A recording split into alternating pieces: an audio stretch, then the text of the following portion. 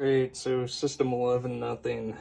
This thing is by far the most frustrated I've ever been with a board. It is also the most work I've ever done on a board. So this thing, I have absolutely no clue what its past was. But I can surely tell you that the head connectors were cross-connected at one point. We got a reading from 5 volts to ground that was completely shorted. So 5 volts and ground were basically the same line. So we went through, I believe both the 6802s were missing. I had a bad 6821, as well as quite a few chips. So all that you see that is gold, those have all been replaced with new chips. The ones that are silver were suspected, and those were pulled as well, confirmed working, and then thrown into a socket here. So after all that, oh man, so much time into this board. Probably wouldn't go after one like this again, just because I don't have a thermal camera, so I can't just, poke it at a board and show what's getting hot, what's not.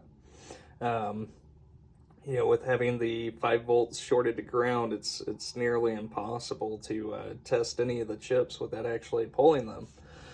Anyways, go ahead and get this thing powered up. Obviously, we get a full boot. Got the lamp matrix dancing here. And we have no coils that are locked on. Well, part of that is simply because I don't have... So I keep forgetting to do this before I throw it back on my bench for the video, but I'll do this before I get it sent out.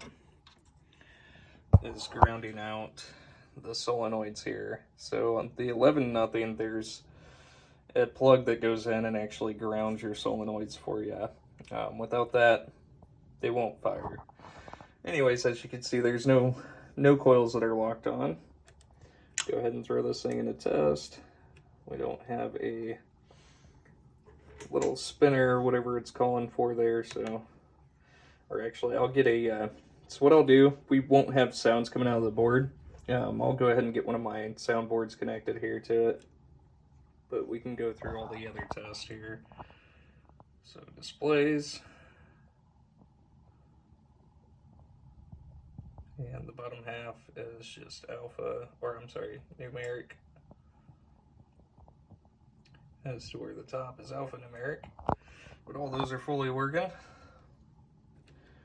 And lamp test, get all the lamps firing there.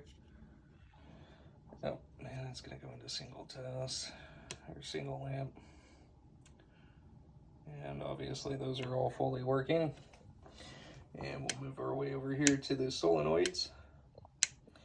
And with Millionaire, it actually has a C side for all of the 8 solenoids versus just 7.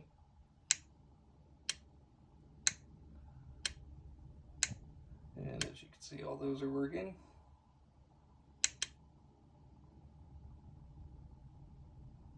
And then there's a little CB spin action going on. And then into the special solenoids. And these are also switch driven. And as you can see, those are all fully working.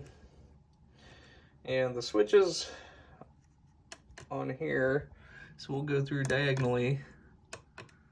19, 28, 37, 46, 55, and 64.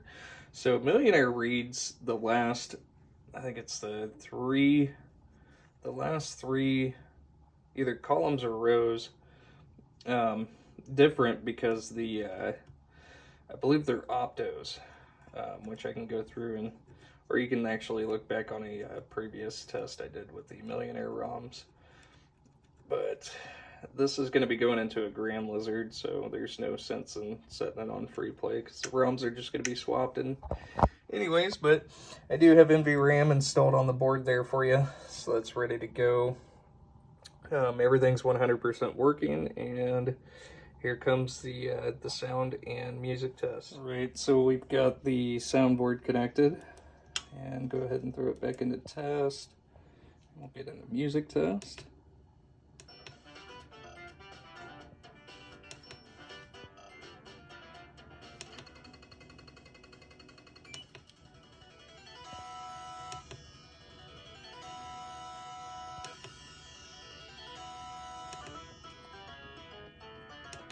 And that's all for music.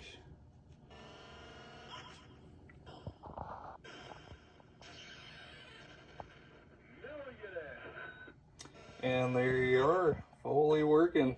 Thank you so much.